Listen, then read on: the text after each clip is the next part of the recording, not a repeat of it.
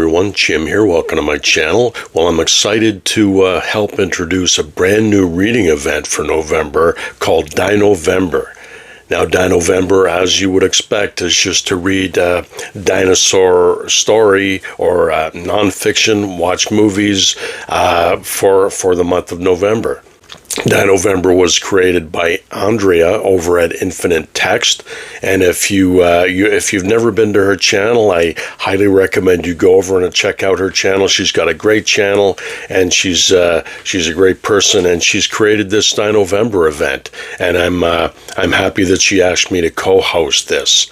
Now, to participate, all you really need to do is just read one dinosaur book or a short story. It could be a nonfiction book, but there are prompts for it if you are interested in more of a regimented month for DINOvember. And those prompts are to read a dinosaur classic. Now, a dinosaur classic could mean The Lost World by Arthur Conan Doyle. That's an example of a classic dinosaur story, one of the best, one of the earliest ones. The second prompt is read a dinosaur garbaugust type book. Now that would just be a purely fun or pulpy book. Now, personally, I'll probably be rereading the Edgar Rice Burroughs Land That Time Forgot series, which was a trilogy, The Land That Time Forgot, The People That Time Forgot, and Out of Time's Abyss. Now that's an example of a nice pulpy dinosaur story.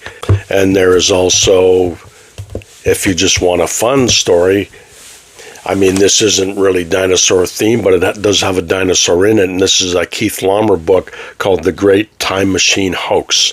And there you've got a great dinosaur on the cover. Now, I don't know, how much a dinosaur appears in the story, but that's an example of what you might want to read for that prompt. Then the third prompt is to read a nonfiction book about dinosaurs, fossils, or other dino-related topics. Now, a book I've had for years, since high school, is this book called Secrets of the Past. And there you see a dinosaur on the cover, and this has a chapter on dinosaurs. You could just read something like that. This is actually a fascinating book, and the chapter in this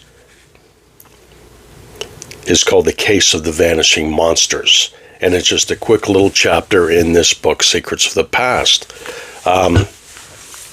Or you could read, growing up as a kid in the 70s, must-have book for a kid who was a nerdy kid into dinosaurs and comic books and Doc Savage and all that would have been this book here, the How and Why Wonder book. There was a whole series of these books, and this one was the dinosaur book. And every kid back in the day had to have this book, and I dug my copy out for this event, and that's just a lovely artwork. There's all kinds of awesome stuff in here. There's a Tyrannosaurus Rex. There's talks about skeletons at the museums. It's all full of great artwork. There's an Allosaurus. Talks all about them. So that could be an example of a nonfiction book that you might want to read. If you could, I have no idea how easy this would be to get or how much it would be, but this was printed in 1960. But as I said, I was a kid in the 70s, and these were still pretty easy to find back in the 70s. And also, you might want to read a book like this. This is called The Dinosaurs, with art, and written by William Stout. And this is just a beautiful book. I bought this brand new back in the 80s, I think, back in 1981. And it is just full of beautiful pen and ink and color drawings by William Stout. And this made a bit of a splash back in the day. It was such a great book. And for for dinosaur enthusiasts, this was just a great book to have, and I've been happy to have it on my shelf all these years. So I'm going to through the month of November, I'm going to be rereading through this book. It's been a long time. It's been up on my shelf kind of gathering dust for the longest time, but it is a beautiful book to have. And you know, if you can find it, it's well worth picking up. And also, you know, just for fun, you could read comic book adaptation. This is an adaptation of The Land That Time Forgot. And I've had this on my shelf for a long time, and that is a Marvel movie premiere magazine. So yeah, that's just a few examples of things you could be reading. I have some other paperbacks here. Of course, there's the Tarzan books. There's Tarzan at the Earth's Core, and I'm sure I'll be rereading these at some time through the month of November. These are some of my favorite novels. There's Tarzan the Terrible, and we have a Ray Bradbury novel called Dinosaur Tales, and I just recently picked this one up, and I'm kind of excited to get into that one. And Ray Bradbury was a huge fan of Edgar Rice Burroughs and dinosaurs. He was a big kid at heart. So yeah, there's some things you could read, and that's what DINOvember is all about. Just to have fun and read dinosaur stuff and take you back to your childhood again. The hosts of DINOvember, of course, are Andreea, who created the event. Then we have Brian from Bad Taste Books. We have Richard from Vintage SF.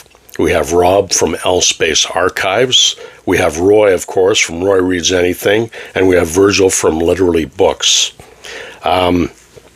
So yeah, that's it. That's what I'll be doing in November. I have another announcement. For an event that I'll be doing in November. I will probably put that up Monday. So, you know, it's going to be a busy month, November. But I hope you join us. I hope you're able to find some dinosaur-themed stuff, and you join us all in November for DINOvember. One other thing, comment down below, either this video or the next ones I make, and vote for your favorite dinosaur. Brian from Bad Taste Books will be accumulating all the votes, and he's going to come up with the final tally over on his channel. You can go over on his channel and vote, or you can vote on my channel, and I'll tally the votes and send him the total through the month of November. And yeah, and we'll figure out what dinosaur is everyone's favorite dinosaur. So I encourage you to join us in that. So it's going to be a lot of fun, and I will talk to you very soon. So until next time, take care and keep reading.